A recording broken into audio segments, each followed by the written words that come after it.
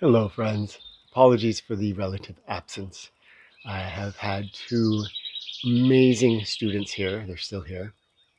And that's been really taking up all my time and energy between them and then family. I'm hoping to get them on here for an interview at some point so they can share some of their experiences and insights that they have had being, well, crossing that threshold, that boundary between the civilized world and nature. If you'd like to join me this morning, I actually just had this experience, and it was a powerful enough experience for me that I thought I wanted to share it with you. I was in the kitchen making some morning tea, and just outside the window, we have a tray feeder. We love the birds. I kind of think of Goldenwood here as a bird sanctuary. And right outside the window, there was a little bird. It's called a titmouse, and it was. If you don't know it, about the size of a chickadee and very sleek and cute.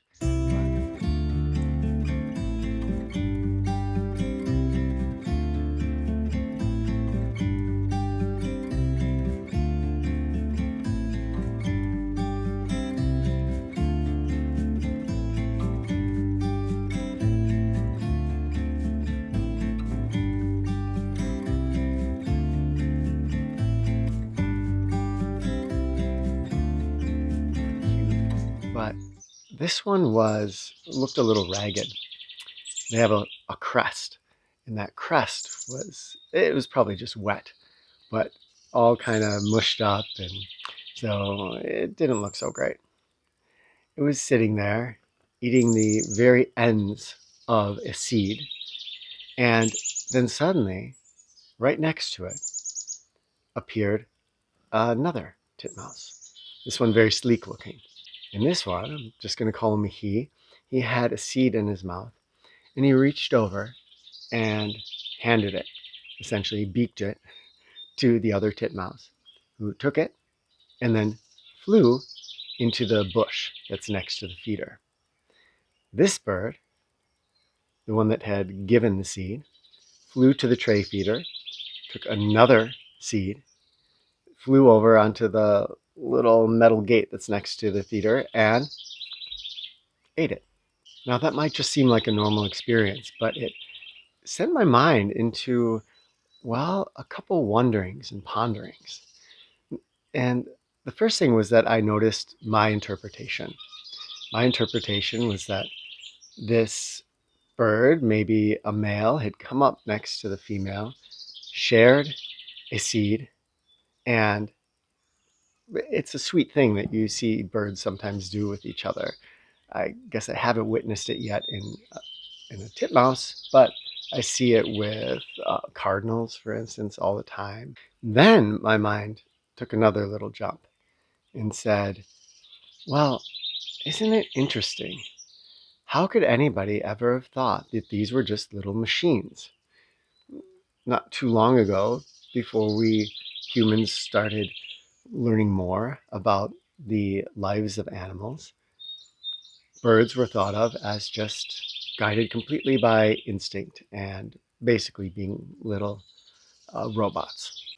And I thought, how could somebody observe something like that and not consider that there may be more depth to the experience of birdness than just being a little robot? If they were little robots, wouldn't that bird maybe still have given that, I'm going to assume, a female a seed, because this would make sense for mating, and she'd go over there. But then wouldn't he maybe have grabbed another seed and gone over and tried to give that to her? There seemed to be a sense of time. He had just given her one. It takes a while to crack it and eat it, and he seemed to understand that and to take the time to go and get one for himself instead of sharing another one. And that's when it sort of flooded upon me. Something that I think we all know, but maybe you've had this experience of things that you know suddenly becoming realizations rather than just intellectualizings. And here's what that realization was that really we look at the world And our current interpretation of the world shapes how we look at the evidence that's presented to us, and that shapes our worldview.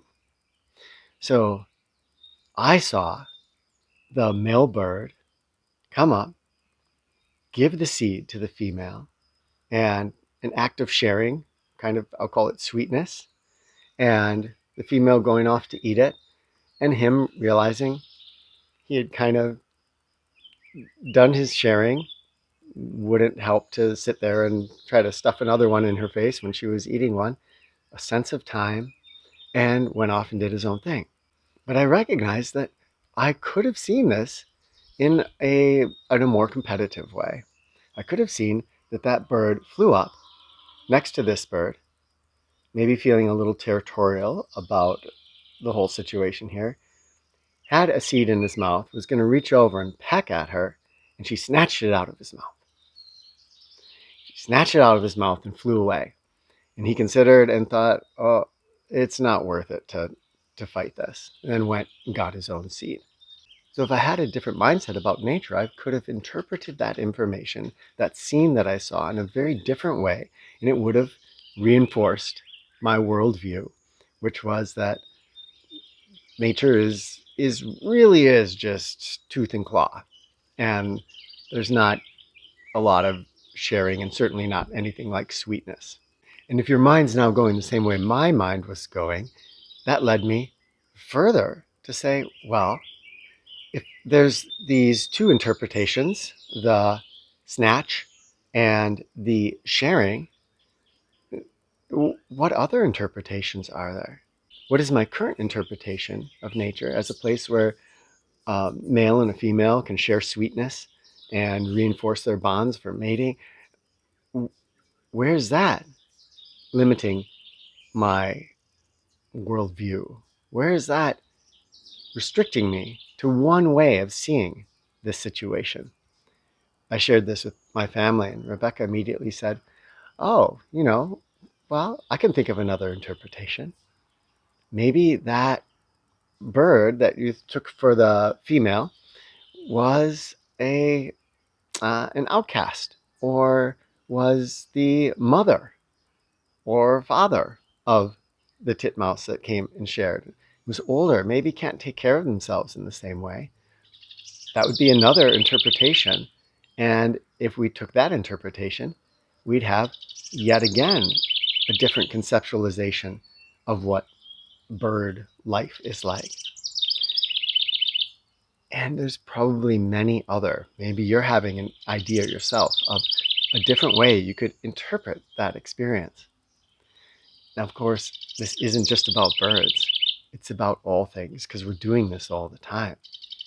We look at the words people say. We look at what's in the news program. We look at nature, as I've been outlining here. We look at our own ideas and thoughts, and we interpret them according to our current worldview. We really like to reinforce our current worldview. If you're watching this channel, then hopefully you're someone that likes to challenge yourself and say, okay, here's my worldview. What happens if I step outside of that worldview and try a different interpretation? What is that like? Huh. And are there interpretations that I can't even conceive of yet? Because when people thought of birds only as machines, it was probably impossible for most people to make the leap in their mind to an activity being a sharing rather than a snatching. What is currently impossible for our minds, because we are limited in our current bias. You're all very smart people, and I probably don't need to say any more about this. Hopefully, as it did for me, this experience that I've shared has triggered some opening and some curiosity. Please share in the comments. I always love to hear from you and what you think about all of this. And where maybe recently in your life there was something that you interpreted in a certain way, and it could be open to other interpretations. Love to you all, my friends. Thank you for joining me.